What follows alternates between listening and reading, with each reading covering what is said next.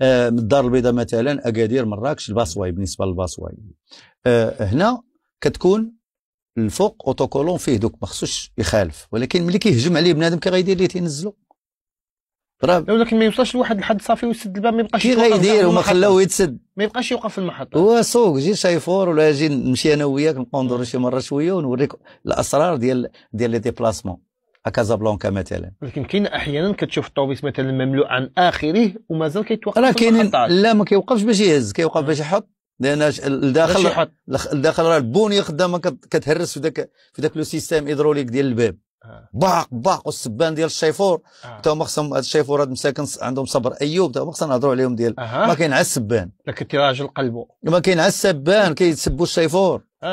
وهذا وسالت وما مخلص وعنده الفيلوتري سالت، وخصو يتعاقب بالقانون الجنائي بالماده 533 ومفروضي ودير الفوضى ويسب. هو اللي كيولي الباترون في الطوبيس، ما مخلصش خصو يمشي للحبس. وعلى فوضى يا سي سعدون. 500 الماده 533 من القانون الجنائي تتقول: من ركب سياره اجره هي كل وسيله نقل يؤدى على المقعد فيها. من ركب سياره اجره وهو يعلم مسبقا انه يستحيل عليه اداء مقعده يعاقب بالحبس من شهر الى 3 أشهر وبغرامه، ماشي او سيد وكيل الملك.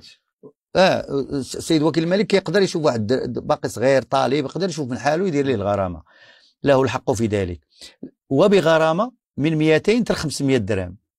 وبالتالي كاين فراغات كثيره في تطبيق هذا القانون. كيمشي عند البوليس وعند الجدرميه كيخلص ديك 50 درهم ديال الدائره وكيطلقوه. لا، ملي يوصل للبوليس الصلان بيدخل في 200 درهم على الاقل يخلصها. متفقين؟ عادي يخلص. هذه كتسمى الصلح. انا ملي تجيبوا عند البوليس ما بقاش الصلح ولا تطبيق الماده 533 من القانون الجنائي.